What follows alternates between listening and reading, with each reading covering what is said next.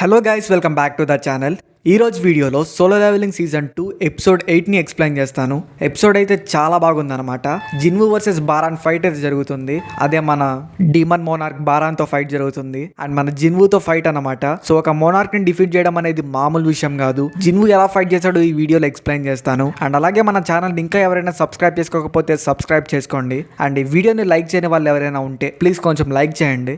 And అలాగే comment చేయండి ఈ వీడియో ఎలా ఉందో అని. దయచేసి చూసే ప్రతి ఒక్కరు కూడా వీడియోని లైక్ చేసి ఛానల్ని సబ్స్క్రైబ్ అవ్వండి అండ్ కామెంట్ చేయడం మాత్రం మర్చిపోకండి. ఇంకా ఎటువంటి లేట్ లేకుండా ఆ వీడియోని అయితే స్టార్ట్ చేద్దాం. లాస్ట్ ఎపిసోడ్లో జిన్వు ఒక డీమన్ నైట్ని వదిలేస్తాడు.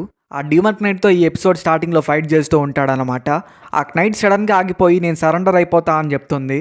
అండ్ ఆ నైట్ అయితే మాట్లాడడం జిన్వుకి విచిత్రంగా అనిపిస్తుంది. అండ్ ఆ నైట్ ఒక అమ్మాయి అని జిన్వుకి అప్పుడే అర్థమవుతుంది.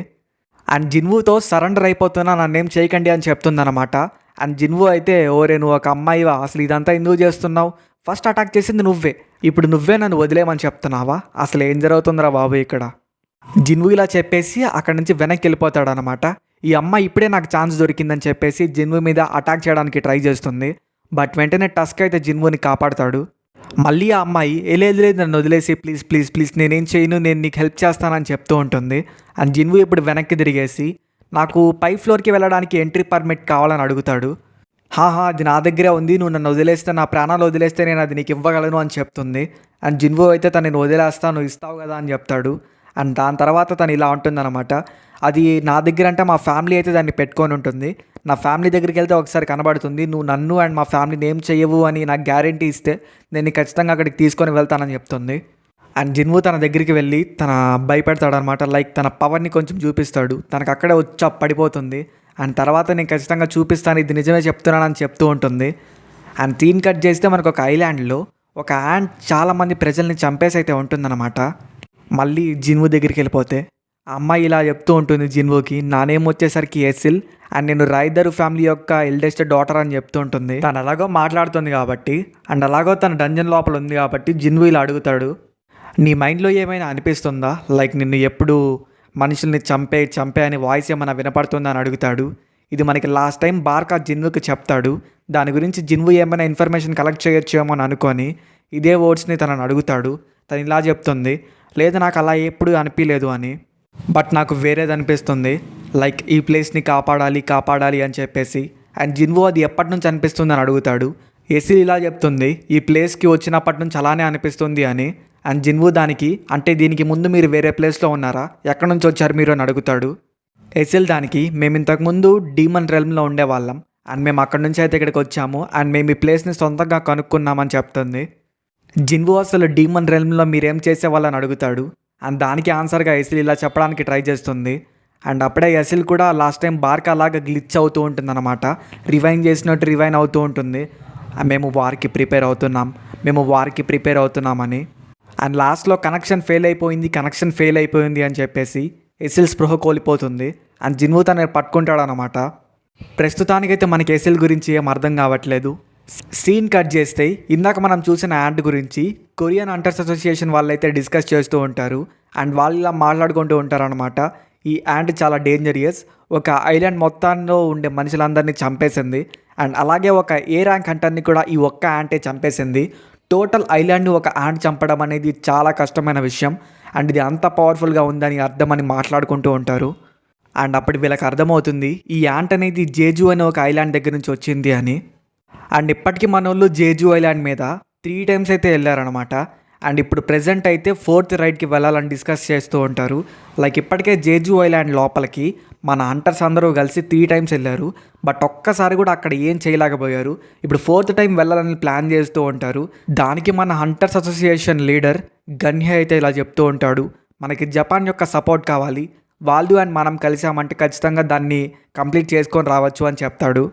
వెంటనే జపాన్ వాళ్ళని కాంటాక్ట్ అయ్యి ఇలా ఒక డంజన్ రైడ్ కోసం రెడీ అవ్వమని చెప్పండి అండ్ వాళ్ళకి మన సపోర్ట్ కూడా ఇద్దాం అండ్ మనం కూడా వాళ్ళ దగ్గర సపోర్ట్ తీసుకోవాలి అని చెప్తాడు. సీన్ కట్ చేస్తే డీమన్ క్యాజిల్లో జిన్వు అయితే రాయిడరు ఫ్యామిలీ యొక్క క్యాజిల్ దగ్గరికి వెళ్ళిపోతాడు. అండ్ వాళ్ళ డాడీ, అంటే ఎసిల్ వాళ్ళ డాడీ, ఏంటి నువ్వు ఒక అబ్బాయిని తీసుకొచ్చావా, ఏం చేస్తున్నావు ఎసిల్ అని అయితే అరుస్తూ ఉంటాడు. ఎసిల్ దానికి అవును నాన్న అని చెప్తుంది. అండ్ వాళ్ళ డాడీ అయితే దానికి ఇలా అంటాడు, ఏంటి తను ఎలాంటి వాడో నీకు అర్థం కావట్లేదా, తన వెనకాల ఉన్నది చూడు, తన వెనకాల చాలామంది ఉన్నారు అని చెప్తాడు.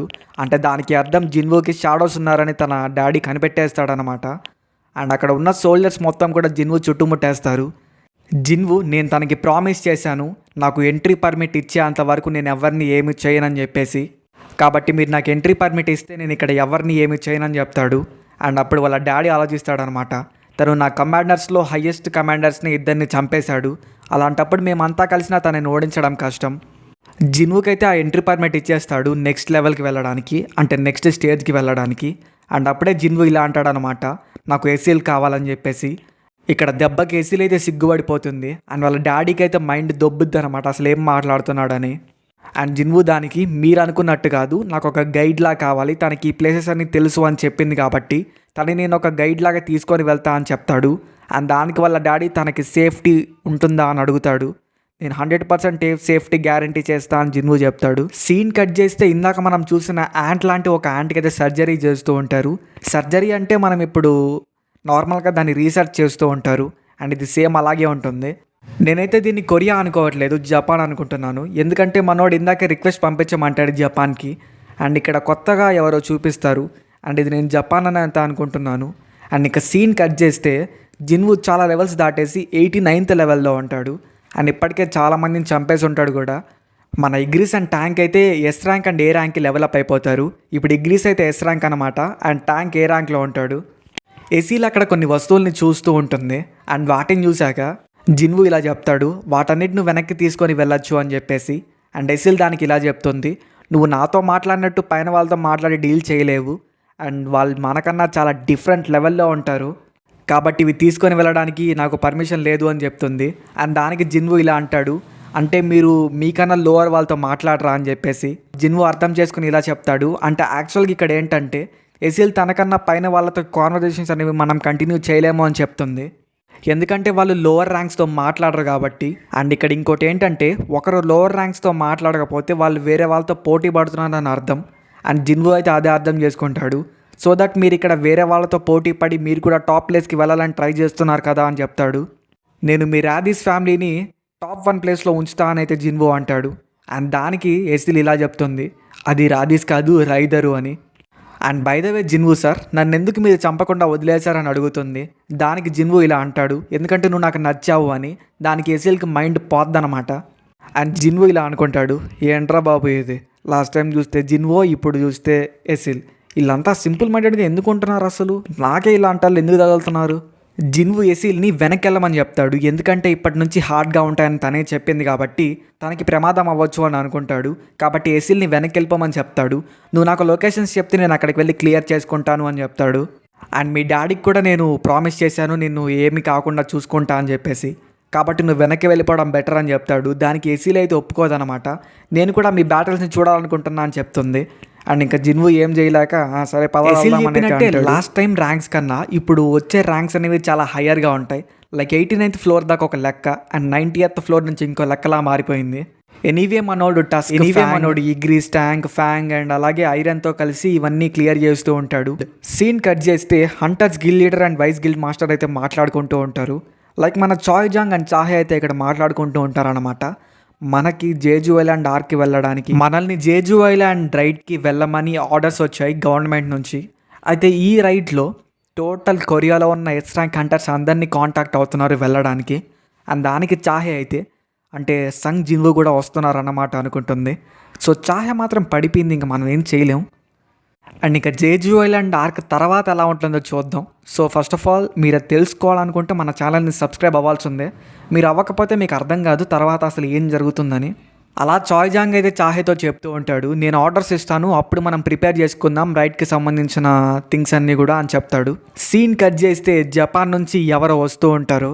అయితే నాకు తెలిసినంత వరకు వాళ్ళు కొరియాకి వస్తున్నట్టు నేను అనుకుంటున్నాను. ఎందుకంటే ఇందాక గన్హే ఇన్విటేషన్ పంపించాడు కాబట్టి ఆ రిక్వెస్ట్ని యాక్సెప్ట్ చేసి వాళ్ళు వచ్చారని నేను అనుకుంటున్నాను. అండ్ ఇంక మళ్ళీ సీన్ కట్ చేస్తే ఎన్ని సీన్లు పెట్టాడు రైడు. మన జిన్వు షాడో ఆర్మీని సమన్ చేసినట్టే తను కూడా డీమన్ ఆర్మీని సమన్ చేస్తాడు. జిన్వు తను షాడో డొమైన్ని ఓపెన్ చేస్తాడు. సారీ, దీన్ని ఏమంటారు నాకు తెలియదు, అంటే ఇప్పుడు చూసేంత టైం లేదు, అందుకే ఈ డొమైన్ ఏమంటారు ఒకసారి కామెంట్స్లోకి వెళ్ళి కామెంట్ చేయండి. సో ఫైనల్గా ఈ డొమైన్ని ఓపెన్ చేశాక జిన్వు యొక్క ఆర్మీ మొత్తం బయటకు వస్తుంది అండ్ ఒక్కొక్కడికి చుక్కలు చూపిస్తుంది, డీమన్స్ అన్ని ఎగిరిపోతాయి. మన ఫ్యాంగ్ ఒక ఫైర్ స్పెల్ వాడతాడు, ఇంకా దిమ్మ తిరిగిపోతుంది. అసలు సునామీ కొట్టుకొని వెళ్ళినట్టు ఆ డీమన్ నైట్స్ అన్నీ కూడా కొట్టుకొని వెళ్ళిపోతాయి. దాన్ని చూసి మన ఎసీలు అయితే ఇలా అనుకుంటుంది, ఏంటి జిన్వు సార్ ఇంత పవర్ఫుల్ అని చెప్పేసి.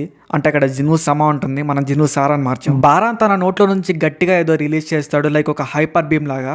అండ్ అది ఒక్కటే జిన్వు యొక్క ఆర్మీ మొత్తాన్ని షేక్ చేసి పడేస్తుంది. Almost half of the Jinwoo army ఎగిరిపోద్ది అనమాట ఒక్క అటాక్ వల్ల. ఇంకా ఎస్సీలు అయితే అయిపోయింది అనుకుంటుంది. అండ్ ఇంకా జిన్వుకి సపోర్ట్ చేద్దామా లేదా బారాన్కి సపోర్ట్ చేద్దామా అనే కన్ఫ్యూజన్లో ఉంటుంది ఎస్సీల్. అండ్ ఇంకా జిన్వు అయితే ఎస్సీల్ని కాపాడతాడు. అండ్ దాన్ని చూసాక ఇంకా జిన్వుకి సపోర్టివ్గా ఉందామని అనుకుంటుంది. జిన్వు ఇంకా ఆగకుండా ఆగితే లేట్ అయిపోద్ది అని చెప్పేసి తన ఆర్మీ మొత్తం కోల్పోతాడని లేట్ చేయకుండా తన డాగర్స్ని బయటకు తీసి బారాన్ దగ్గరికి ఫైట్ చేయడానికి వెళ్ళిపోతాడు. అండ్ తన మీద అటాక్ చేస్తుంటే స్కిల్ వాడి అటాక్ చేసినా సరే బారాన్ దాన్ని ఆపేస్తాడు. ఇంకా మన మోనార్క్ పవర్ అనేది ఇక్కడ అర్థమవుతుంది. ఫ్యాంగ్ బారాన్ని కొంచెం డైవర్ట్ చేస్తాడు. ఇదే టైంలో అయితే ఆ డ్రాగన్ని జిన్వు నరికేస్తాడు. ఇంకా ఫైనల్గా బారాన్ కిందకు వచ్చేస్తాడు అనమాట. ఇంకా బారాన్ యొక్క లుక్ అనేది ఇక్కడ టెరిఫిక్గా ఉంటుంది, ఒక రియల్ మోనార్క్ని చూసినట్టే ఉంటుంది. ఇక్కడ మళ్ళీ సీన్ కట్ అయిపోతుంది. ఈసారి మన హంటర్స్ అసోసియేషన్తో జపాన్ వాళ్ళు మాట్లాడుతూ ఉంటారు. లైక్ ఈసారి హంటర్స్ గురించి మాట్లాడుకుంటూ ఉంటారనమాట.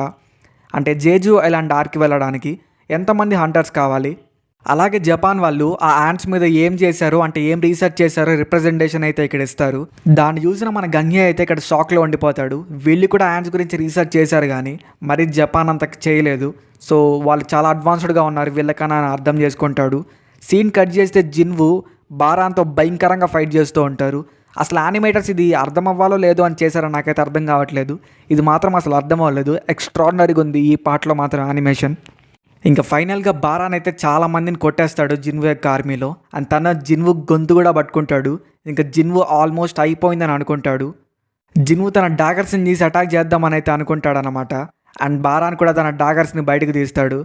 బారాన్ యొక్క ట్రూ పొటెన్షియల్ బయటకు అర్థమవుతుంది. బారాన్ ముందర చాలా పవర్లెస్గా కనిపిస్తాడు. బట్ ఎనీవే జిన్వు అయితే ట్రై చేస్తూ ఉంటాడు అనమాట. వర్షం పడ్డ మొదలవుతుంది. అండ్ అక్కడ బారాన్ అండ్ జిన్వు వాళ్ళ ఫుల్ పొటెన్షియల్ని బయటకు తీస్తారు. అండ్ ఇక ఆల్మోస్ట్ బారాన్ జిన్వుని చంపేస్తాడు, తన డాగర్స్ని బయట విసిరేస్తాడు. అండ్ జిన్వు యొక్క షాడో ఆర్మీ మొత్తం క్లియర్ అయిపోయి ఉంటుంది. అలాగే బారాన్ యొక్క ఆర్మీ మొత్తం క్లియర్ అయిపోయి ఉంటుంది. జిన్వు షాడో ఆర్మీ మొత్తం క్లియర్ చేసేసి ఉంటుంది అనమాట. అండ్ జిన్వు ఆల్మోస్ట్ ఇంకా అయిపోయాడు అనుకునే టైంలో తను రూరల్స్ హ్యాండ్ అనే ఒక కొత్త స్పెల్ని యూజ్ చేస్తాడు. అండ్ ఇంకా దాంతో బారాన్ యొక్క దవడ పగలబడతాడు. బారాన్ తలని గాల్లోకి లేపేస్తాడు అనమాట. మొత్తం పవర్ అయితే బారాన్ పవర్ బయటకు వస్తుంది ఇక్కడ. ఇంకా బారాన్ బాడీ 2 ముక్కలు అయిపోయి బారాన్ కింద పడిపోతాడు. ఫైనల్గా బారాన్ అయితే జిన్వు ఓడిచ్చేస్తాడు. ఎపిసోడ్ అలా ఎండ్ అయిపోతుంది. అండ్ మీ రాధీస్ ఫ్యామిలీ నేను ఇప్పుడు టాప్ 1 చేసా అని ఎసీల్కి చెప్తాడు. ఎసీల్ మళ్ళీ ఇది రాధీస్ కాదు రాయిడరు అని చెప్తుంది. ఎపిసోడ్ అయితే ఇక్కడితో ఎండ్ అయిపోతుంది. అండ్ మీకు నెక్స్ట్ ఎపిసోడ్ కావాలనుకుంటే తప్పకుండా ఛానల్ని సబ్స్క్రైబ్ అవ్వండి. అండ్ ఈ వీడియోని లైక్ చేయని వాళ్ళు ఎవరైనా ఉంటే తప్పకుండా లైక్ చేయండి. అండ్ ఇంకా కామెంట్ ఇంకా ఎవరైనా చేయకపోతే వీడియో మీకు ఎలా అనిపించిందో కామెంట్ చేయండి. అండ్ అలాగే వీడియో మధ్యలో మిమ్మల్ని ఒకటి అడిగాను, అది మీరు వీడియో క్లియర్గా చూస్తే అర్థమవుతుంది. సో కామెంట్ చేయండి. అండ్ నెక్స్ట్ వీడియోలో కలుద్దాం. అంతవరకు ఉంటాను మరి, బాయ్.